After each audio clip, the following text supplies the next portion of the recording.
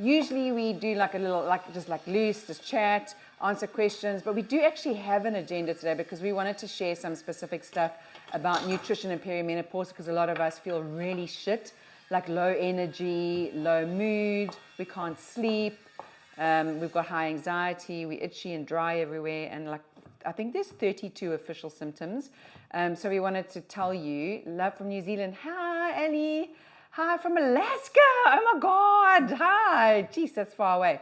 So Tan's going to draw like a little diagram for you to show you what's happening in your body with nutrition, because she did it for me and I was like, what? I didn't even know that. And I think when you see visually what food is doing in your body, it makes you, like if you say to me, don't drink beer, oh, I don't know, you can say it's bad for me, but I like it, you know. When you see what that does in your body, I don't know, it just had more of an effect. It makes me think a bit more. She's going to show you what that is, and all the different foods that make you feel so shitty and contribute to you not sleeping and lack of energy and blah, blah, blah. Also, hope chocolate is okay. Oh, you're not going to be happy about the answer to that one. Chocolate is not okay.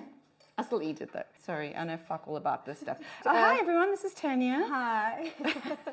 We're going to be chatting about glucose absorption in the body and how insulin affects this. Why we're bringing this into play is because during perimenopause and menopause, we become more insulin resistant and we put on a lot more weight around the abdominal area, also with our sleep disturbances and mood disturbances. So this is just giving you one of the rundowns I give to my clients. A lot of them come in and they have these massive cravings and they are consuming foods that they never used to consume. So I go through this graph with them and I think it'll help you a little bit at least. Can I just ask quickly, I think you guys might want to know this as well, why specifically around the waist? Because I never used to put on weight around my waist and now I do. Why does that happen? So estrogen drops, and what happens, your estrogen levels drop and your body becomes more insulin resistant. And if you're more insulin resistant, you tend to have more glucose in the bloodstream, and that bloodstream obviously clears through the liver. But we tend to, if you have insulin sensitivity, you tend to create more abdominal obesity around the midsection. So what you'll find is that you'll get more fat developing here because you are insulin resistant. And I'll explain this a little bit later on a bit more. And this abdominal weight gain starts to build up and causes more inflammation. And if you've got more inflammation, you tend to also have a higher risk of getting more abdominal obesity. So it's a bit of a frustrating time of our lives to say, well, how do we try and control it as best as possible? So I'm looking at the nutritional component of it, and we're going to have a look at it now. All right, so this is a graph I'm going to be drawing. When we look at this graph, we're looking at blood sugar levels. So if I prick your finger, your blood sugar levels ideally will be between 4 and 6 millimoles. Sorry, what do you mean by prick the finger? So if I prick a finger with a glucometer, it's like a little meter that we test your blood sugar levels with. It's like a needle. It's a little needle, yeah. So you prick your finger and you put it on this little device and it measures your sugar readings in your bloodstream. Some of you might get a blood reading done at the doctor's, you know, but this is just a general one.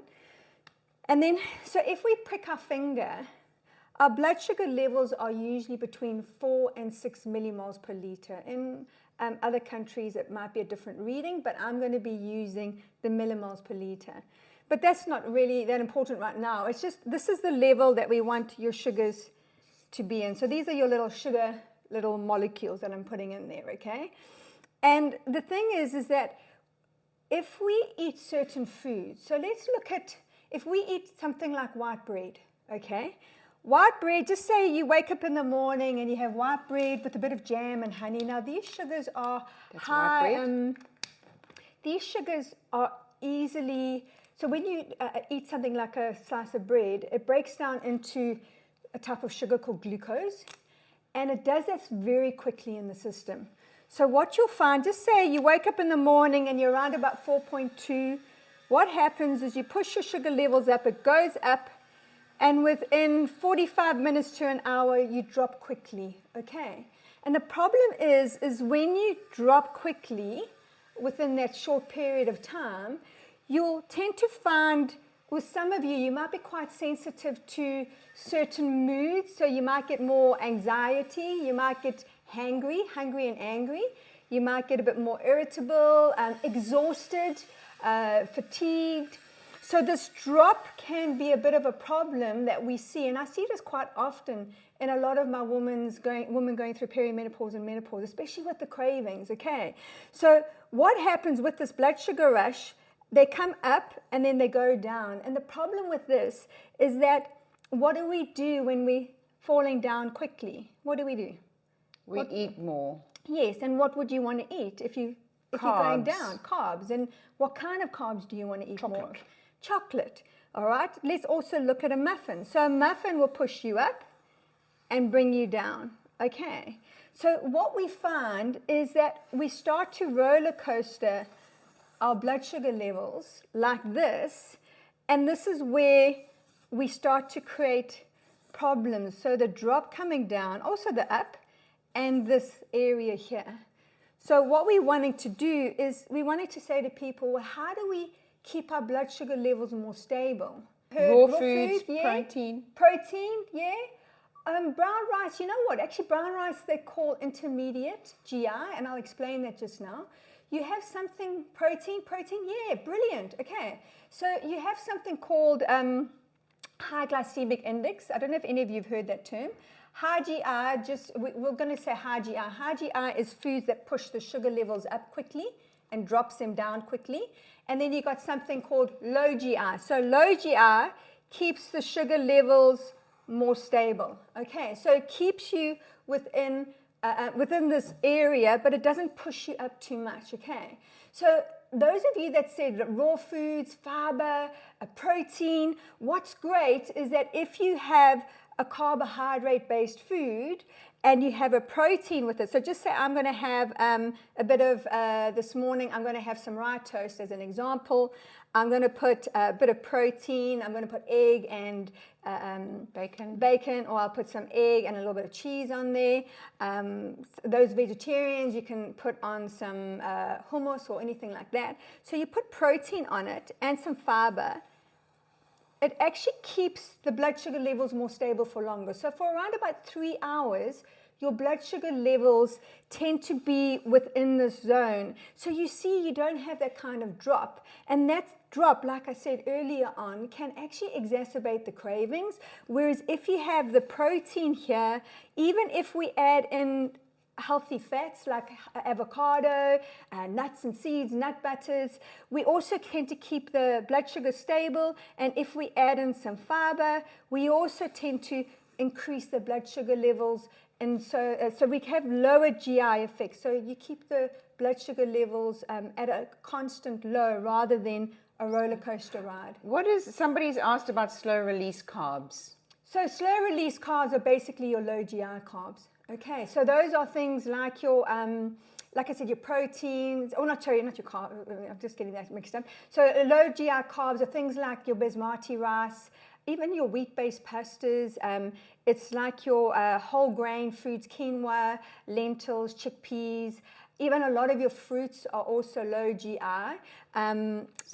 Yeah, but they don't last as long. So a low GI fruit might last in the system for 45 minutes, so it's not long, but it doesn't have the kind of curve. And if you have a protein, fat, and fiber with it, you can keep it going for longer. So are people putting on weight here? So when this goes up, okay, you have, what your body does is it produces something called insulin. This is your bloodstream, okay, and this is your pancreas, all right, and here is basically your esophagus where your food will enter the stomach and move into the small intestine, okay? When we eat food, so I'm just saying, let's say an apple or a slice of bread, okay? It breaks down into small glucose units. Okay, so when people say to me they don't eat sugar, I go, no, your body will break down carbohydrates into sugar or glucose molecules. And that sugar then needs to move into the bloodstream. Okay, I'm doing this in a very simplistic way, by the way. I can go more in depth. So you've got cells that line the arterial walls, and these cells need to, these sugar cells need to get into the cells to give you energy, okay? So what the pancreas does is it releases something called insulin, and I think a lot of you have heard that term. Insulin is a hormone. And that insulin comes into the bloodstream, and it locks on to these little receptor sites on our cells. So these little sites on the cells connect with our insulin, and only once it connects with the insulin can the glucose go into the cell like this. And when the glucose goes into the cell, it gives you more energy. Okay. So when people say to me they're tired after eating, I'm thinking, well, what's going on with the insulin? And are they getting the sugars into the cells? Because this is actually really important. Now, when we have glucose, as we age and the estrogen levels drop in our body, especially through perimenopause, menopausal times, is this drop in insulin, because now our pancreas doesn't produce as much insulin. Our muscle cells don't talk well to the insulin either. So what happens, the insulin comes along now. So the insulin's in the cell, and the insulin tries to lock onto the cell to get the sugars in, but it actually can't do the job. So what happens is you might have a little bit more insulin circulating in your bloodstream, okay? But the insulin, only a little bit of sugar can get in, but more sugar stays in the bloodstream because it can't, all that sugar can't clear. So what happens to all that sugar that's in the bloodstream now that's not clearing properly? What does your body do with excess sugar? Because you don't want the sugar to go too high, okay? Because too high, too much sugar causes damage in the arteries. So what the body does is it sends that sugar to the liver. So here's your liver. And what it does, that sugar gets converted to two things. Either energy, but what does it get converted to in us? Huh? Fat. Fat, okay. All right. So even with insulin resistance as we age, insulin resistance also happens at the liver, so that also causes problems with our fat production. And what we find here is we start to find that even just a little bit of extra, our blood sugar levels climbing a little bit extra over time can start leading to more fat production. So insulin resistance, when we have hormonal changes, so our estrogen drops, our metabolism drops, our muscle mass also drops. We have a higher risk of developing sarcopenia, which is when your muscles tend to waste because we battle to build them like we used to. So when we look at blood sugar levels, we're wanting to, as best as possible, now I know we're not perfect, so as best as possible, we want to try and keep our blood sugar levels stable. And now Taryn was saying, well, what about here? So when we have a high sugar intake of these carby-based foods, you push out the body's insulin, or the pancreas pushes out the insulin to bring it down quickly, because we don't want to keep it too high to cause damage. So we'll bring it down quickly, but as I said to you, we don't have as much of the insulin function, and we become more insulin resistant. So this kind of roller coaster is one of the things I try and work with my clients as best as possible to say, try and not do this, okay? So what are our options? Like I said to you, if you're going to have a carb-based meal and you really want a carb-based meal, I always say pair it with a protein. And I think we've heard this, is they'll say dress with a protein. So if you're going to have something like, what is it? Just say you want a white croissant, okay? I'll say, all right, it's not the best option, but maybe today, if that's what you want and that's what you're going to do, maybe put a bit of protein with it. So it could be a bit of cheese, it could be a little bit of chicken, it could be a little bit of an egg and bacon croissant. That will most probably tend to have a more favorable effect on your blood glucose levels rather than the croissant by itself, okay? So just having a look at those things in order to help them out. You know, when you go through menopause and this changes, you start to change your microbes in the gut. So we also tend to become more intolerant and have a higher risk of inflammation and a whole lot of other things. So I think bloatingness is one of the things we see in a lot of our clients. And sugar can exacerbate that. And some people find with the sugar, it can also exacerbate the UTIs. So when I find that I'm seeing a lot of bloating, I try and look at the FODMAP diet. And I don't have time for that, I'm sorry. But you can look at the FODMAP diet to help that stabilization. Or you can look at foods that aren't so gas forming. So legumes and pulses tend to be very gas forming. Sometimes I'll say to clients, maybe taking a digestive enzyme can help break down the food a lot easier into the system. Taking apple cider vinegar. If you don't have any like a burning gut problems or that, apple cider vinegar, number one, lowers the insulin or helps slow down the glucose response from food, okay, by up to 30%, so it's pretty high.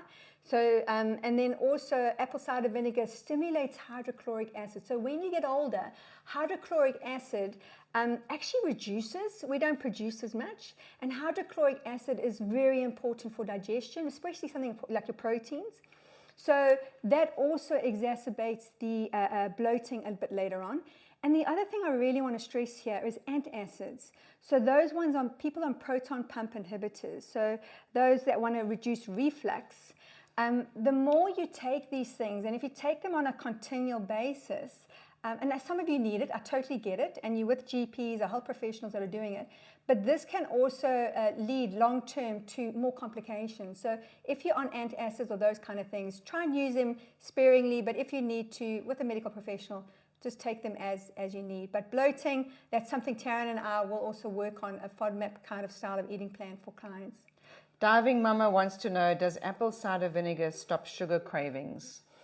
Do you know what? I think to some degree it can, but I think it's all in context. So like I said to you, apple cider vinegar, if you have it with food, if your blood sugar levels are usually like that and you have the apple cider vinegar, it might take the sugar levels longer to digest. So it will reduce cravings and those kind of things. Can you please explain what happens when your glucose level is lower than normal? My body doesn't make enough. Okay, so when your glucose is lower than normal, so what happens is your sugar levels might go down like this, okay?